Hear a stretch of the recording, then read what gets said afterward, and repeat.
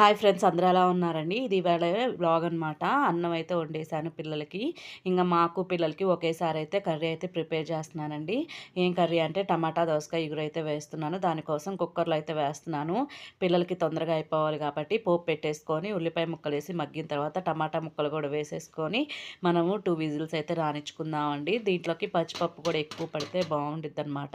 తగినంత ఉప్పు అయితే వేసేసుకుంటున్నాను. ఉప్పేసుకొని కొద్దిగా పచ్చిపప్పు అయితే వేస్తున్నానండి. కొద్దిగా పచ్చిపప్పు కూడా వేస్తే బావుండిద్దనమాట కూర.